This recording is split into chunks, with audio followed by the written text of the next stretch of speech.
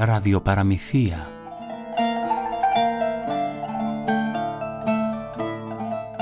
Επιμέλεια παραγωγή Σοφία Χατζή.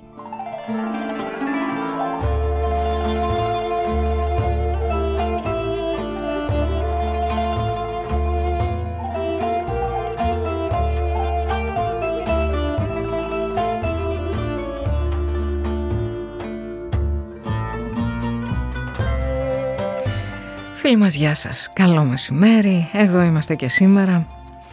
Να σας κρατήσουμε συντροφιά με ένα πολύ όμορφο θέμα, ένα ωραίο μυθιστόρημα με έναν τίτλο που μιλάει στις καρδιές όλων μας. «Οι δυο μας πήραμε την πόλη» είναι ο τίτλος και θα σας μεταφέρουμε την συζήτηση που είχαμε με τον Κωνσταντίνο Παναγόπουλο, το συγγραφέα του μυθιστορήματος αυτού, στο βιβλιοπωλείο των εκδόσεων Σταμούλη. Μείνετε συντονισμένοι, έχουμε πολλά να ακούσουμε.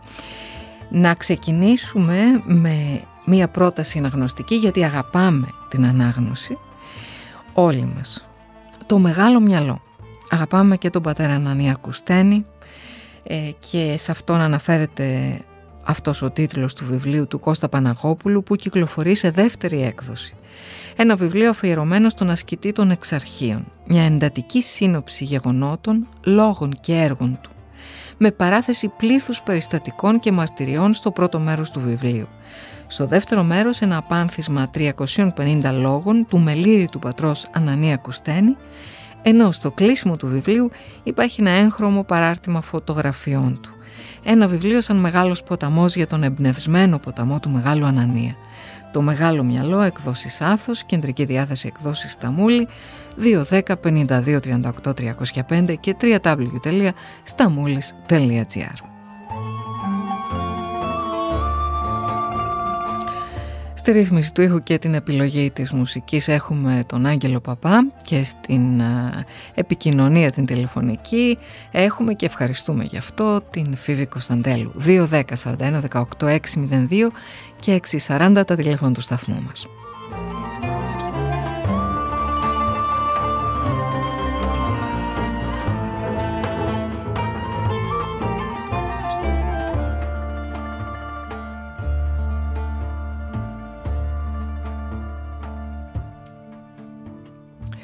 Και όπως προείπαμε, βρεθήκαμε στο βιβλιοπωλείο των εκδόσεων Σταμούλη και συνομιλήσαμε με τον κύριο Κωνσταντίνο Παναγόπουλο για το νέο του βιβλίο «Οι δυο μας πήραμε την πόλη».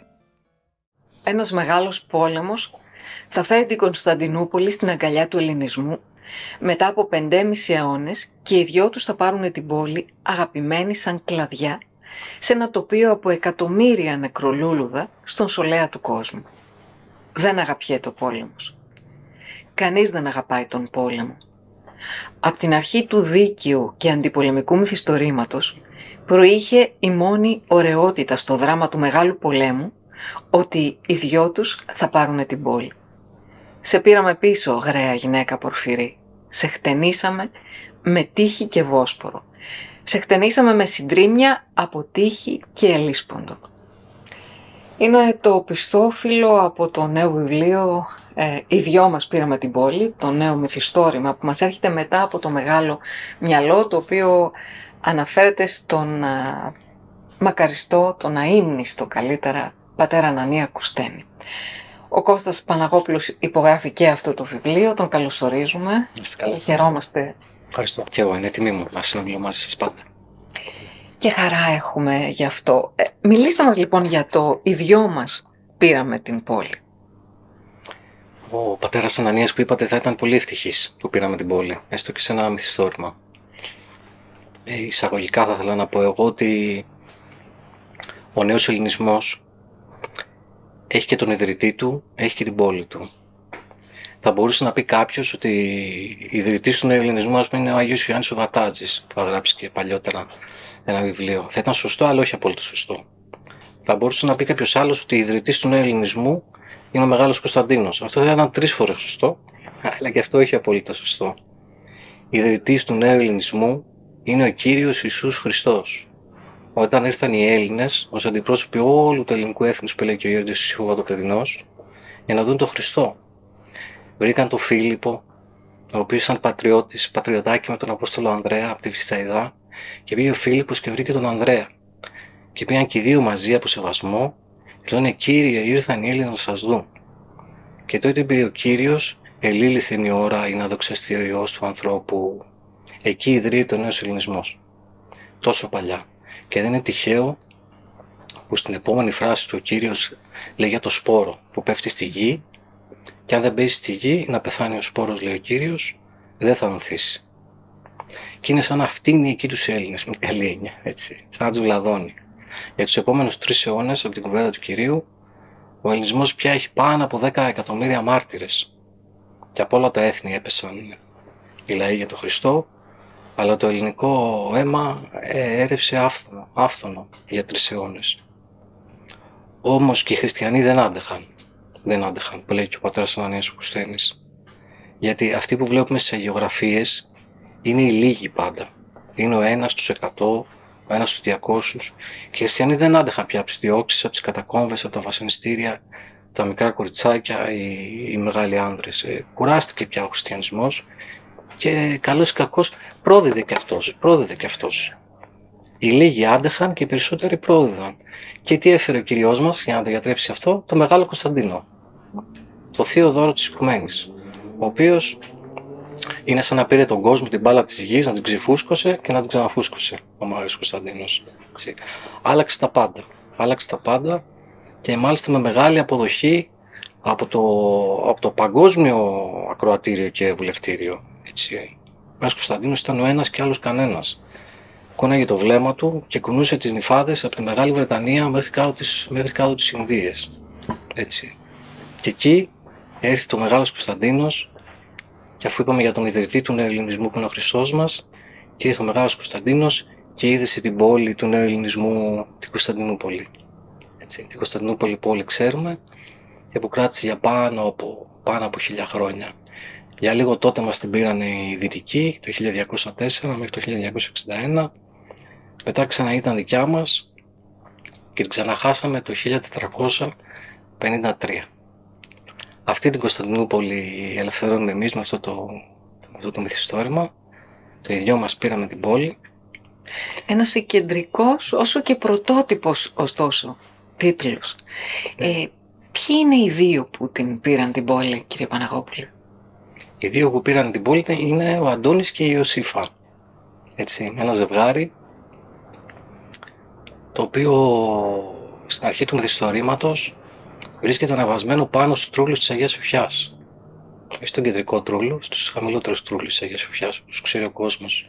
Και από κάτω είναι εκατομμύρια πτώματα στο σολέα του κόσμου, όπως λέμε χαρακτηριστικά. Έτσι, εκατομμύρια πτώματα ενός μεγάλου πολέμου. Ενός μεγάλου πολέμου που αστράφτει με την κακή έννοια. Αστράφτει και βροντάει. Είναι ένας καινούριος πόλεμος τον οποίο οι άνθρωποι δεν ξέρουν μέχρι τότε. Οι στρατοί πολεμούν μεταξύ τους και οι στρατηγοί των εχθρικών παρατάξεων συζητάνε ποιος τους χτυπάει. Έτσι το σκέφτηκα κι εγώ. Έτσι ίσως την πληρώσουμε. Να κατέβουμε σε ένα πόλεμο και να μην ξέρουμε ποιος μας χτυπάει. Και να βγάζουν τα κράνια αντίπαλοι και να εντώνονται υπό ένα κοινό εχθρό αόρατο. Και όπως λέει χαρακτηριστικά μέσα και το μυθιστόρημα, καμιά φορά νομίζεις εσύ ότι είσαι ο χειρότερος, ο κακότερος, ο δολιότερος της οικουμένης, αυτός που τα έχεις ρυθμίσει όλα, αλλά στο ερημικό νησί καταλαβαίνεις ξαφνικά ότι κάποιος άλλος κάνει κουμάντο στην οικουμένη. Και έτσι είναι ιστορικά. Τι συμβολίζει κατά τη γνώμη σας η πόλη? Είναι ένας ευσεβής πόθος ή μια βαθύτερη ιστορική συνείδηση του λαού? Κοιτάξτε, την Κωνσταντινούπολη πρέπει να τη συνειδητοποιήσουμε, όπως είπα στην αρχή, ως μητέρα του νέου ελληνισμού. Γιατί δεν μπορούμε να πάμε παρακάτω διαφορετικά στις σκέψεις μας. Έτσι. Καλά είμαστε εδώ στην προσωρινή Αθήνα, που έλεγε ο πατέρας Ανανίας ο Κουσθένης. Έτσι το έλεγε. Στην προσωρινή Αθήνα. Θα την κρατήσουμε την Αθήνα. Έτσι. Αγαπάμε και τους φιλοσόφους μας, αγαπάμε και την ιστορία μας. Αλλά η Κωνσταντινούπολη ήρθε και ξαναέβαλε το μανδύα την κόκκινη πορφύρα πάνω στην πλάτη του ελληνισμού. Η Βυζαντινή Αυτοκρατορία είναι η ιστορία που ψάχνει και βρίσκει τους Έλληνες για να τους ξαναφορέσει την κόκκινη πορφύρα και τα αυτοκρατορικά πέδιλά τους. Έτσι. Νομίζω το έχουμε πει ξανά και μαζί ότι Ρωμιός είναι ο παγκόσμιος Έλληνας. Παγκόσμιος Έλληνας. Λέμε είμαστε Ρωμιοί. Όχι, είμαστε Έλληνες οι οποίοι κάναμε Ρωμιοί στην Κωνσταντινούπολη. Κάναμε Ρωμιοί. Κληρονομήσαμε τη Ρωμαϊκή Αυτοκρατορία με νεύμα του Μεγάλου Κωνσταντίνου, με νεύμα του Αγίου Κωνσταντίνου, ο οποίος ήξερε, ο Μεγάλος Κωνσταντίνος, ότι όταν έπαιρνε τη Ρώμη να την πάει στην Κωνσταντινούπολη, ήξερε ότι εκεί πέρα θα βρει Έλληνες και θα επενδύσει πάνω στην προκοπή αυτού του λαού για να είναι η Κωνσταντινούπολη και μητέρα του ελληνισμού, ο οποίος προπορεύεται με χειροτονία του ίδιου του Κυρίου, όπως προείπαμε, προπορεύεται, έτσι, αλλά και η μητέρα όλου του κόσμου και παιδαγωγός, έτσι. Η Κωνσταντινούπολη μας σημάδεψε τους Έλληνες και είναι χαρακτηριστικό, εμείς λεπτομερώς καμιά φορά δεν τα ξέρουμε ιστορικά, είναι χαρακτηριστικό το πόσο περίεργα αισθάνονταν οι Έλληνες όταν βρίσκονταν έξω από την Κωνσταντινούπολη το 1204 μέχρι το 1261 και πόσο περίεργα και παράδοξα αισθάνονταν και μετά το 1453. Έτσι. Εμείς δυστυχώς δεν είμαστε συνδεδεμένοι πια με την Κωνσταντινούπολη για να νιώσουμε τα ίδια. Δεν ξέρουμε τις συνοικίες της, δεν ξέρουμε τις αναπνοές της, δεν ξέρουμε αυτό το κλίμα της. Εγώ προσωπικά είχα πάει τώρα πριν μήνες που είχε έρθει ο Παναγιώτος Οικουμενικός Πατριάρχης στο κέντρο της Αθήνας και λειτουργήσε και πραγματικά μόνο μπαίνοντας μέσα στο μικρό ναό του Αγίου Νικολάου στην Αθήνα ένιωσα αυτό το κλίμα με τους άρχοντες του Οικουμενικού Θρόνου, με τον Αγίο Πατριάρχη, ακόμα και με την ασφάλεια του Πατριάρχη. Άνθρωποι που προσπαθούν να ασφαλίσουν τον Πατριάρχη. Παιδιά, όπως λέω συνήθως, αυτό είναι το Βυζάντιο. Έτσι, κάτι μεγαλύτερο από αυτό που είμαστε εμείς σήμερα. Κάτι παγκόσμιο, κάτι οικουμενικό. Έτσι, και κάτι και εν διαλόγο πολλές φορές, έστω και να ενοχλεί κάποιους. Έτσι. Την Κωνσταντινούπολη την έβλεπαν οι άλλοι λαοί. Δεν υπήρχε λαός της Οικουμένης ο οποίος να μην περνούσε από την Κωνσταντινούπολη και από τους Έλληνες δηλαδή, για να πάρει τεχνοτροπία, για να πάρει ποίηση, για να δει πυρούνια που δεν τα ξέρε, για να πάρει ενδύματα, για να πάρει βιβλία, για να πάρει συμπεριφορές, ήθος δηλαδή. Έτσι. Η Κωνσταντινούπολη δίδαξε τους πάντες τα πάντα. Οι πάντες πήραν. Οι πάντες πήραν από το Βυζάντιο και από τους Έλληνες. Ασφαλώς και άλλοι λαοί προσέφεραν στο Βυζάντιο, αλλά όχι τόσο όσο οι Έλληνες. Αυτό δεν μπορεί να το αρνηθεί κανείς. Τώρα, φανταστείτε πόσες δουλειές έχουμε να κάνουμε οι Έλληνες αν ξαναπάρουμε την πόλη. Μια φορά σκέφτομαι, άντε και την πήραμε την πόλη και εμείς στο μυθιστόρημά μας την πήραμε. Φανταστείτε πόσες δουλειές έχουμε να κάνουμε οι Έλληνες άμα πάμε εκεί πέρα. Τι να πρωτοκάνουμε, να ψάξουμε να βρούμε τα λείψανα των Αγίων κάτω, να τα ξεφέρουμε πάνω, να τα ξαναπροσκυνούμε. Έτσι, περπατάς στην Κωνσταντινούπολη και πραγματικά πατάς αποτυπήματα Αγίων Μαρτύρων. Έτσι. Να φέρουμε αυτό που μας κλέψαν οι Δυτικοί. Τα πάντα κλέψανε. Μη σας αρέσει τώρα, τους Αποστόλους μέχρι Αγίους πιο αγνώστους και τους πήγανε στη Δύση το 1204 με το 1261. Ό,τι ήθελε ο καθένας έπαιρνε. Πρόσφατα διάβαζα το 1207 ένας καρδινάλος πήρε τα λείψανα του Αγίου Ανδρέα, επειδή έτσι ήθελε και τα πήγε στην Ιταλία. Και είναι ακόμα εκεί. Έτσι. Δεν ξέρω τι θα πρωτοκάνουμε οι Έλληνες αν κάποτε πάνε. Εμείς, οι επόμενοι από εμάς. Τι να κάνουμε, να ξαναχτίσουμε τα τρύπια και καταστραμμένα κτίρια που βλέπουμε πολλές φορές σε ρεπορτάζ στην τηλεόραση. Να ξαναχτίσουμε τις εκκλησίες μας. Λέει μια παράδοση ότι οι φίλοι μας οι Τούρκοι θα μας τα έχουν έτοιμα όταν επιστρέψουμε στην πόλη. Και ας έχουμε το νου μας, γιατί βλέπουμε και στην Αγία Σοφιά μπαίνουν και την κάνουν τζαμί, αλλά την ίδια ώρα και την καθαρίζουν και χαλιά της τρώνουν. Με χαρά βλέπουμε και τις προσπάθειες του Παναγιωτάτου και Οικουμενικού Πατριάρχου, πόσο ωραία ξαναχτύπησαν οι καμπάνες στη Σμύρνη, πως πηγαίνει και λειτουργάει ξανά τη Σουμελά. Και ναι, είναι ο Πατριάρχης που ξαναθυμιατίζει τα λύτρωτά μας. Σε αυτό θέλω να μείνω. Δεν ξέρω πόσες δουλειές έχουμε οι Έλληνες αν επιστρέψουμε στην πόλη. Δουλειές που θα κρατήσουν έναν αιώνα και. Να επιστρέψουμε στο μυθιστόρημα λοιπόν. Οι δυο μας πήραμε την πόλη. Έχετε μια ιδιαίτερη γραφή, κύριε Παναγόπουλε. Διαδραματίζεται η ιστορία σε διαφορετικά χρονικά σημεία. Πάτε μπρος, πάτε πίσω, είναι πολύ όμορφο αυτό και κινηματογραφικό θα έλεγα. Πώς αποφασίσατε να το κάνετε? Ναι, έχουμε την παιδική ηλικία αυτών των δύο παιδιών, του Αντώνη και της Ιωσήφας, που όταν παίρνουν την πόλη δεν είναι πια παιδιά, είναι μεγάλοι, 26-27 χρονών, και είναι ζευγάρι και μάλιστα παντρεμένο ζευγάρι, εκτάκτος. Οπότε μιλάμε και για τις παιδικές ηλικίες τους και ερχόμαστε και σε πολλά επίκαιρα θέματα που βλέπω ότι απασχολούν τώρα τον κόσμο. Αυτό το περίφημο θέμα του bullying που λένε τώρα οι σύγχρονοι μας. Πάντα υπήρχαν αυτά. Bullying. Και έχουμε τον Αντώνη, ο οποίος είναι ένα παιδί που δεν μπορούσε να μιλήσει καλά όταν πήγαινε στο σχολείο. Και πολλές φορές τον κορόιδευαν ότι μπλόκαρε στην τάξη του. Αλλά να, από αυτό το παιδί πήρε την πόλη και μετά δεν υπήρχε άνθρωπος πάνω στην οικουμένη που να μην ξέρει τον Αντώνη. Έτσι.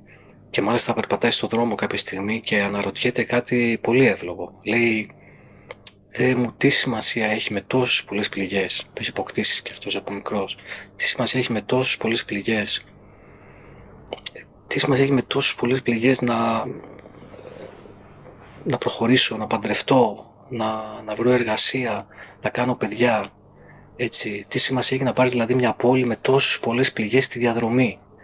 Και ακούει ξαφνικά μια φωνή και του λέει, εξαρτάται την πόλη. Και αυτό πρέπει να το έχουν υπόψη τους όλα τα παιδιά. Όλα τα παιδιά που είναι αυτή την ώρα στο σχολείο τους, στα φροντιστήριά τους, έξω στον δρόμο, και κάποιοι τα κοροϊδεύουν, τα περιθωριοποιούν, τα βάζουν στην άκρη, να περπατάνε και να σκέφτονται αυτό. Ότι οι πληγές υπάρχουν, δεν γιατρεύονται εύκολα, πάντοτε θέλει και χρόνο, αλλά εξαρτάται την πόλη που θα δώσει ο Θεός να κατακτήσουν στο μέλλον. Όταν περνάς δύσκολα κατά το παρελθόν, ειλικρινά δεν δίνεις αξία πια πολλές φορές στο μέλλον. Είσαι πολύ χτυπημένος. Αλλά εξαρτάται την πόλη που θα κατακτήσεις. Για μας είναι η Κωνσταντινούπολη, για τον Αντώνη του μυθιστορήματος ήταν και η Ιωσήφα, που ήταν συμμαθητές μικροί, και αυτή του λέει κάποια στιγμή, δεν μιλάγαν στο σχολείο και πολύ, αλλά του λέει, εγώ έβλεπα που οι άλλοι σε κοροϊδεύανε, και μάλιστα καμιά φορά ήμουν στο δωμάτιό μου και όταν είχα προβλήματα στο σπίτι μου, του λέει η Ιωσήφα, έβλεπα μπροστά μου τη μορφή σου. Ξαφνικά και σκεφτόμουν και ένιωθα εκείνη την ώρα ότι προσπαθούσα να το εξηγήσω και το εξηγούσε μέσα της. Γιατί μετά αποκαλύφθηκε ότι ο Αντώνης έτσι πολύ προσεύχονταν για την Ιωσήφα. Ακόμα και όταν ήταν στο σχολείο. Και να που η προσευχή είναι ζωντανή. Η προσευχή είναι ζωντανή. Όταν ευχόμαστε και προσευχόμαστε για έναν άνθρωπο, ειδικά στις δύσκολες στιγμές, του δίνει ο Θεός να μας αισθάνεται και να μας συναισθάνεται πολλές φορές. Έτσι. Πάμε πίσω στις παιδικές ηλικίες, κυρίως του Αντώνη, αλλά και της Ιωσήφας, για να δούμε και ανθρώπους σαν τον πατέρα Ιωαννίκιο, που ήταν ο πνευματικός του Αντώνη, που έτσι είχε και προόραση. Μια μέρα τον ανέβασε να κλείσει τα παραθύρια, να ασφαλίσει τα παραθύρια σε ένα μικρό εκκλησάκι που λειτουργούσε ο πνευματικός του. Και ήρθε ο πατέρας του Αντώνη και του λέει, είναι ψηλά το παιδί και φοβάμαι, μην πέσει. Και του είπε, κύριε Ανδρέα, του λέει, θα το δεις και ψηλότερα. Γιατί το παιδί σου κάποια μέρα θα το ξέρει ολόκληρος ο κόσμος. Έτσι, έβλεπε ο παππούλης ότι αυτό το ζευγάρι θα υψώσει τη σημαία πάνω στους τρούλους της Αγίας Σοφιάς, σε μια συνθήκη την οποία εμείς περιγράφουμε μυθιστορηματικά. Έτσι, θα υψώσει τη σημαία στους τρούλους της Αγίας Σοφιάς με από κάτω εκατομμύρια πτώματα, και αυτό θα μεταδοθεί σε ολόκληρο τον κόσμο. Και τότε ολόκληρος ο κόσμος μέσα σε αυτό το τοπίο της θλίψης του, σε ένα τοπίο θλίψης το οποίο ο κόσμος θα αναγνωρίσει και θα πει ότι πρέπει να συνεχίσουμε αυτόν τον κόσμο, να συνεχίσει να γυρίζει η γη. Εκεί πέρα αναγνωρίζει ολόκληρος ο κόσμος ότι για να συνεχίσει να στρέφεται η γη μετά από ένα τόσο μεγάλο γεγονός κατακλυσμιαίο, για να συνεχίσει να στρέφεται η γη, πρέπει η πόλη αυτοδίκαια να πάει στους Έλληνες. Και αυτό πρέπει να το ξέρουμε, γιατί εγώ το πιστεύω. Θα έρθει η στιγμή που οι παγκόσμιοι λαοί θα αναρωτηθούν πού ανήκει η Κωνσταντινούπολη. Να πούμε ότι ανήκει στους Ρώσους, Δυστυχώς δεν ανήκει στους Ρώσους. Οι προσπάθειές τους είναι φιλότιμες, αλλά ο διδάσκαλος ελληνισμός πάντα βρίσκει τα λάθη τους. Πάντα βρίσκει τα λάθη τους. Υπήρξαν μαθητές των Ελλήνων άριστοι σε κάποιες περιπτώσεις. Αλλά πρέπει να γνωρίζουμε οι Έλληνες ότι ακόμα και οι Ρώσοι κοιτάζουν προς τα εμάς για να διαπιστώνουν τα λάθη τους. Έτσι. Η Κωνσταντινούπολη δεν θα πει η παγκόσμια κοινότητα ότι ανήκει στους Ρώσους. Να πούμε ότι ανήκει στους Δυτικούς θα ήταν ιστορικό αστείο. Αν εξετάσουμε την περίοδο του 1204 στο 1261, τα εγκλήματα που κάνανε οι Δυτικοί, τα εγκλήματα κατά της ανθρωπότητας που κάνανε οι Δυτικοί μέσα στην Κωνσταντινούπολη, δεν τιμούν τους προγόνους τους. Οι οποίοι θα έπρεπε να είναι όλοι μέσα στη φυλακή. Δηλαδή, ειλικρινά δεν ξέρουμε ποιο διαμάντι και ποιο ποτήρι πιανούν οι κοκκύροι της Κωνσταντινούπολης εκλάπει μεταξύ του 1204 και του 1261, σε ποια τσέπη μπήκε, έτσι, και ποια οικογένεια πλούτησε μυστικά από όλη την Ευρώπη. Και το 1204 ήταν σταυροπόροι κάθε καρδιά σκαρίδι. Θέλετε να πούμε και ευγενείς άνθρωποι, αν και οι πολλοί ευγενείς άνθρωποι είχαν αποχωρήσει από την εκστρατεία. Έτσι, πριν το 1204 είπαν ότι εμείς πηγαίναμε αλλού. Γιατί τώρα πάμε στην Κωνσταντινούπολη? Αυτοί που μείνανε ξέρανε γιατί μείνανε. Έτσι. Και ειλικρινά δεν ξέρουμε ποιο χρυσαφικό, ποιο ποτήρι κωνσταντινοπολίτικο πλούτησε με πολλά. Αυτά τα πράγματα είναι μεγάλης αξίας. Έτσι. Ποιο κλεμμένο πλούτησε τη Δύση και πού. Έτσι. Οι λαοί παγκόσμιοι θα έρθει η μέρα που θα αναρωτηθούν που ανήκει η Κωνσταντινούπολη και αυτοδίκαια θα απαντήσουν μέσα στη θλίψη τους. Και έξω από την Κιβωτό τους, γιατί ο κόσμος δεν θα περνάει καλά εκείνες τις ώρες, μέσα στη θλίψη τους και έξω από την Κιβωτό τους θα τη δώσουν αυτοδίκαια στους Έλληνες. Κύριε Παναγόπουλε, διαβάζοντας το βιβλίο «Οι δυο μας πήραμε την πόλη», κανείς βλέπει ότι οι χαρακτήρες έχουν, εκτός από ένα πόθο εθνικό, θα λέγαμε, για την Κωνσταντινούπολη, και προσωπικούς πόθους. Κατά τη γνώμη σας, υπάρχει μια εσωτερική πόλη για τον καθένα μας? Ασφαλώς υπάρχει μια εσωτερική πόλη για τον καθένα μας. Ήδη από την ώρα που αρχίζουμε και αντιλαμβανόμαστε τον εαυτό μας, αυτή την πόλη πολύ την πολιορκούν. Πάρα πολύ. Ήδη από την ώρα που είμαστε στα σχολεία μας και στα φροντιστήριά μας. Έτσι. Πειρασμοί πολιορκούν την πόλη μας, ακόμα και οι οικοί μας βλέπουν την πόλη μας. Έτσι. Και καμιά φορά οι οικοί είναι και χειρότεροι εχθροί και από τους πιο μακρινούς. Η προσωπική μας πόλη, αν είμαστε εντάξει ως έθνος και ως πολιτεία, είναι και η συλλογική μας πόλη. Έτσι πάντα. Και πάντα και οι πνευματικές επιφορές είναι και συλλογικές. Πώς θα αποκτήσουμε οικειότητα με την Κωνσταντινούπολη όταν δεν βρίσκεται ένας κυβερνήτης να αποφασίσει το παράδοξο για ορισμένους στη σημερινή εποχή?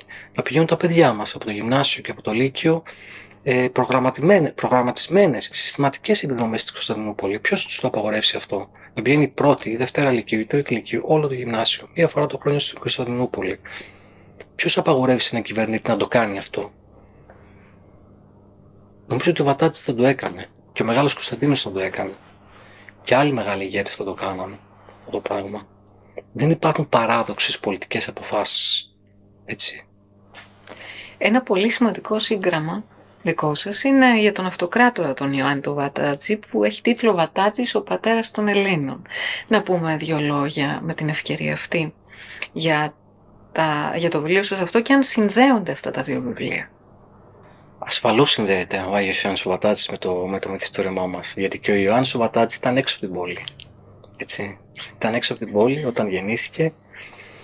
Ο Άγιος Ιωάννης ο Βατάτσης γεννήθηκε το 1193, αλλά όταν άρχισε να αντιλαμβάνει τον εαυτό του, η Κωνσταντινούπολη ήταν εσκλαβωμένη στους Λατίνους. Έξω από την πόλη ήταν ο Άγιος Ιωάννης ο Βατάτσης, έξω από την πόλη είμαστε και εμείς σήμερα, έξω από την πόλη ήταν και οι πρωταγωνιστές του μυθιστορήματός μας πριν πάρουν την πόλη. Έτσι. Είναι ωραίο που με ρωτάτε για τον Άγιο Ιωάννη τον Βατάτση, για να εξηγήσουμε γιατί είναι ο πατέρας του νέου ελληνισμού. Ιδρυτής του νέου ελληνισμού είπαμε ότι είναι ο Χριστός μας. Αλλά και ο Άγιος Ιωάννης ο Βατάτσης, ναι, είναι πατέρας του νεοελληνισμού, όπως είναι και παππούς του νεοελληνισμού ο Μεγάλος Κωνσταντίνος. Ο Αγίος Ιωάννης ο Βατάτσης είναι πατέρας του νεοελληνισμού, γιατί βρισκόμενοι οι Έλληνες έξω από την Κωνσταντινούπολη το 1204, μετά από 1000 χρόνια αυτοκρατορίας, ειλικρινά ένιωσαν αμήχανα. Έπαψαν ξαφνικά να είναι Ρωμιοί, παγκόσμιοι Έλληνες, γιατί βρέθηκαν έξω από τη ρωμιοσύνη της πόλης, έτσι, και από την παγκόσμια επιρροή της. Και εκεί έρχεται ο πατέρας του νεοελληνισμού, ο Αγίος Ιωάννης ο Βατάτσης, να πει στους Ρωμιούς ότι πρώτα απ' όλα είναι Έλληνες. Έτσι. Έλληνες οι οποίοι με κάθε κόπο, με κάθε θυσία του Ιωάννη, όλα τα έκανε αυτά ο Ιωάννης, και μεγάλωσε την αυτοκρατορία της Νίκαιας για να την πάει ένα βήμα έξω από την Κωνσταντινούπολη, για να ελευθερώσουν άλλοι τους κόπους τους δικούς του, για να πει στους Έλληνες ότι πάση θυσία πρέπει να ξαναγίνουμε Ρωμιοί. Πρέπει να ξαναγίνουμε Ρωμιοί. Αλλά και ότι είμαστε Έλληνες. Έλληνες οι οποίοι ο Κύριος μας χειροτώνησε για να είμαστε Ρωμιοί. Αυτό είναι ωραίο να πούμε. Είμαστε Έλληνες που ο Κύριος μας χειροτώνησε να είμαστε Ρωμιοί. Κύριε Παναγόπουλε, σας γνωρίσαμε από το βιβλίο σας για τον Γέροντα Ιωσήφ το Βατοπεδινό, το οποίο τώρα βγήκε σε δεύτερη έκδοση, αλλά και από το βιβλίο σας για τον πατέρα Ανανία Κουστένη, το Μεγάλο Μυαλό. Μιλήστε μας λίγο και για τα δύο αυτά βιβλία. Καλά, ο Γέροντας Ιωσήφ θα έχερε και θα αγαλίαζε άμα παίρνει προς την Πολύ. Είχε τόσο δυναμισμό, ήταν τόσο χαριτωμένος όταν μίλαγε για αυτά τα θέματα. Μακάρι να τον παρακολουθήσει ο κόσμος, και στο διαδίκτυο υπάρχουν πάρα πολλά βίντεο του Γέροντα. Θα έφευγε από το Βατοπέδιο ο Γέροντας και θα πήγαινε στην πόλη κατευθείαν. Για να μην σας πω ότι θα κατέβαζε και καμιά σημαία εκεί από το κελί του έξω από το Βατοπέδι, και με τη σημαία στον ώμο θα πηγαίνει ο Γέροντας να μπλεχτεί εκεί, στον κοσμοχαλασμό της οικουμένης γύρω από την Κωνσταντινούπολη. Έτσι, εντάξει, εγώ αγαπάω τον Γέροντα Ιωσήφ, τον Βατοπεδινό, και το έχω πει άλλωστε, το λέω και σε φίλους, ότι ό,τι και να γράψω πάντα ο Γέροντας Ιωσήφ θα είναι η κίνησή μου. Έμαθα πολλά από τον Γέροντα, πολλά, και απάντησα και για μένα αλλά και για αυτούς που γράφω πολλά έτσι θεμελιώδη θεολογικά ερωτήματα, διαβάζοντας και γράφοντας για το Γέροντά μας τον Ιωσήφ. Νομίζω ότι και ο Γέροντας Ιωσήφ και ο πατέρας Ανανίας ο Κουστένης και ο Άγιος Ιωάννης ο Βατάτσης θα είναι μια πολύ ωραία παρέα στον ουρανό. Μια πολύ ωραία παρέα στον ουρανό, η οποία σίγουρα αυτή η παρέα θα δει την Κωνσταντινούπολη να ελευθερώνεται. Αν υπάρχει κάτι σίγουρο, είναι ότι μια μέρα όλοι θα κλείσουμε τα μάτια μας και ότι μια μέρα η Κωνσταντινούπολη θα επιστρέψει στον ελληνισμό. Αυτά είναι τα δύο σίγουρα αυτού του κόσμου, ο οποίος δυστυχώς ό,τι και να κάνουμε εμείς πάντοτε θα βαδίζει προς τη φθορά του. Και αυτό πρέπει να σκεφτόμαστε. Να κάνουμε τα πάντα για να βελτιώνουμε αυτόν τον κόσμο, αλλά και να σκεφτόμαστε ότι αυτός ο κόσμος βαδίζει στη φθορά του, εμείς βαδίζουμε, ο καθένας στην προσωπική φθορά του, μέχρι να κλείσουμε τα μάτια μας και να φωνάξουμε όλοι μαζί cada Δευτέρα παρουσία «Άγιος, Άγιος Κύριος Σαβαώθ» και να πανηγυρίζουμε όλοι μαζί. Ευχαριστούμε πολύ, κύριε Παναγόπουλε, για όλα σήμερα όσα μας είπατε, και την πήραμε την πόλη μέσα από το βιβλίο σας. Ευχαριστούμε και εσάς, φίλοι μας, που ήσασταν κοντά μας, μας παρακολουθήσατε και πήρατε κι εσείς την πόλη. Θα την πάρουμε καλύτερα να διαβάσουμε το ίδιο μας πήραμε την πόλη και θα ευθυμίσουμε κατάλληλα, γιατί υπάρχει πολύ αγάπη σε αυτό το βιβλίο και πολύ προσωπικός πόθος, όχι μόνο για το να πάρουμε την πόλη, αλλά να διώξουμε τις άσχημες πόλεις που έχουμε όλοι μέσα μας.